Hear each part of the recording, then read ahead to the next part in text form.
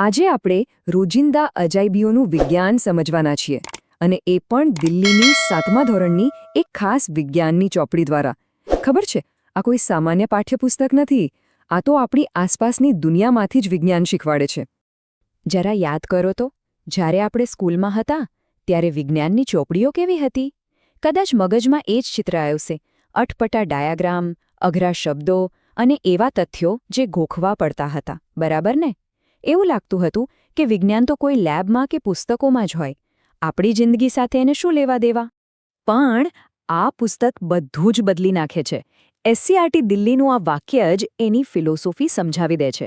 એ લોકો કહે છે કે પુસ્તક એવી રીતે બનાવવામાં આવ્યું છે કે એમાં જે કંઈ પણ શીખવવામાં આવે એ વિદ્યાર્થીઓના જીવનના અનુભવો સાથે સીધું જોડાયેલું હોય.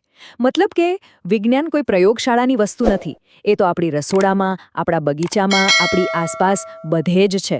તો ચાલો એના પહેલા વિભાગમાં જઈએ: તમારી દુનિયામાં વિજ્ઞાન.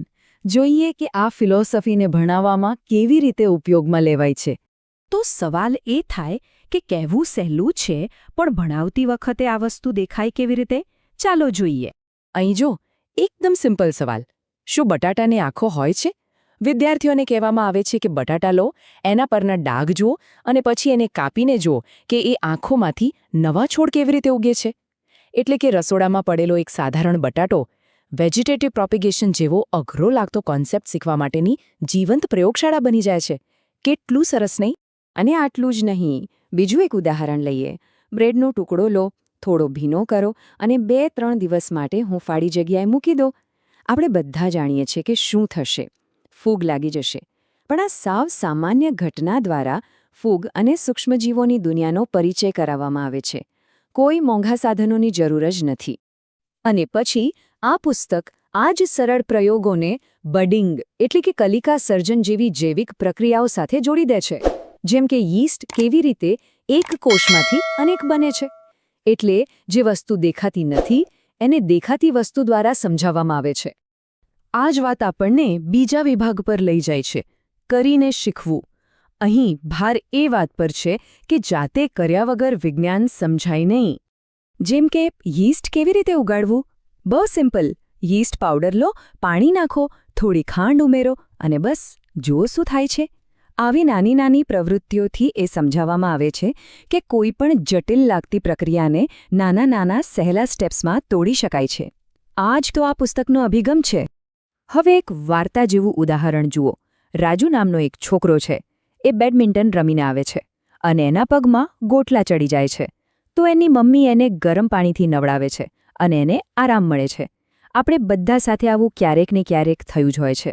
પણ આ પુસ્તક આ રોજિંદા અનુભવને સ્નાયુઓ કેવી રીતે કામ કરે છે અને ગરમીથી દુખાવામાં રાહત કેમ મળે છે એ સમજાવવાના પાઠમાં ફેરવી દે છે. વિજ્ઞાન તરત જ પોતાનું લાગવા માંડે છે.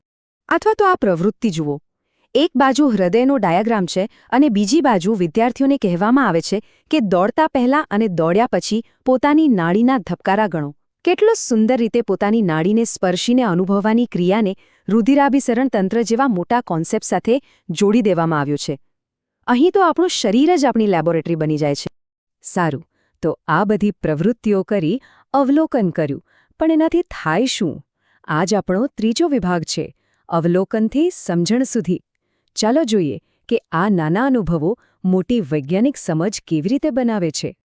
કોઈ પ્રવૃત્તિ કર્યા પછી પુસ્તક સમજાવે છે કે સુવાહક અને અવાહક શું છે. જેમાંથી ગરમી સહેલાઈથી પસાર થાય, જેમ કે એલ્યુમિનિયમનું વાસણ, એ સુવાહક, અને જેમાંથી ગરમી પસાર ન થાય, જેમ કે પ્લાસ્ટિકનું હેન્ડલ કે લાકડું, એ અવાહક. જુઓ કેટલું સરળ! ભૌતિકશાસ્ત્રનો એક મોટો નિયમ રસોડાના સામાનથી જ સમજાઈ ગયો. અને હવે આ પુસ્તક આપણને રસોડા અને શરીરથી બહાર કાઢીને આખી પૃથ્વી સાથે જોડે છે. આપણો ચોથો વિભાગ છે પૃથ્વી સાથે જોડાણ. અહીં વિદ્યાર્થીઓને કહેવામાં આવે છે કે પોતાની આસપાસ જુઓ, કયા કયા પ્રાણીઓ દેખાય છે, કેવા કેવા છોડ છે, એનું અવલોકન કરો. આનો હેતુ માત્ર યાદી બનાવવાનો નથી, પણ પોતાની આસપાસની જૈવ વિવિધતા એટલે કે બાયોડાયવર્સિટીને સમજવાનો અને એની કદર કરવાનો છે. એનાથી પર્યાવરણ સાથે એક લગાવ પેદા થાય છે. અને આ સવાલ જુઓ, કેટલો સીધો અને સચોટ છે. તમારા વિસ્તારમાં જ્યારે ભારે વરસાદ પડે ત્યારે શું તકલીફ થાય છે? આ એક જ સવાલ વરસાદ જેવી કુદરતી ઘટનાને પાણી ભરાવા જેવી નાગરિક સમસ્યાઓને અને આપણા પોતાના અનુભવો સાથે જોડી દે છે. અહીં વિજ્ઞાન હવે ખાલી ચોપડીમાં નથી રહેતું, એ તો આપણી ગલી મહોલ્લાની હકીકત બની જાય છે. તો આવું શિક્ષણ જે અવલોકન અને જોડાણ પર આધારિત છે, એનું પરિણામ શું આવે? એ આપણને આપણા છેલ્લા વિભાગ પર લઈ જાય છે, વિજ્ઞાન નાયકો બનાવે છે. આ પુસ્તક એવા લોકોની વાત કરે છે જેમણે વિજ્ઞાનને જીવી બતાવ્યું, જેમ કે જાદવ મોલાઈ પાયેંગ, જેમને ભારતના ફોરેસ્ટમેન તરીકે ઓળખવામાં આવે છે. એમણે દાયકાઓ સુધી એક રેતીના ઢગલા પર ઝાડ વાવ્યા અને એને આખા જંગલમાં ફેરવી દીધું. આ કોઈ નાની વાત નથી. અથવા તો રાજેન્દ્ર સિંહ, ભારતના વોટરમેન, એમણે વરસાદના પાણીને બચાવવા માટેની જૂની પદ્ધતિઓનો વૈજ્ઞાનિક રીતે ઉપયોગ કર્યો અને 1000થી પણ વધારે ગામડાઓમાં પાણી પાછું લાવી દીધું. આ બંને લોકોએ કોઈ મોટી લેબમાં કામ નથી કર્યું. એમણે પોતાની આસપાસની જરૂરિયાતોને સમજી, અવલોકન કર્યું અને એનું સમાધાન શોધ્યું. અને આ જ ખરી શક્તિ છે, એવા શિક્ષણની જે ગોખણપટ્ટી પર નહીં પણ અવલોકન અને જોડાણ પર ટકેલું છે. આવી રીતે ભણવાથી માત્ર માહિતી નથી મળતી, એનાથી એક એવી સમજ અને હિંમત મળે છે કે આપણે પણ આપણી આસપાસની સમસ્યાઓને ઉકેલી શકીએ છીએ, પરિવર્તન લાવી શકીએ છીએ. તો આ આખી વાતનો સાર એ છે કે વિજ્ઞાન દૂર નથી, આપણી બહુ નજીક છે. એટલે છેલ્લે એક સવાલ આપણી જાતને પૂછીએ, આજે આપણે આપણી આસપાસની કઈ રોજિંદી અજાયબી પર ધ્યાન આપીશું? કદાચ કોઈ ઉગતા છોડ પર, કદાચ દૂધમાંથી દહીં બનવા પર. કોને ખબર, આપણને પણ કોઈ નવી શોધની પ્રેરણા મળી જાય.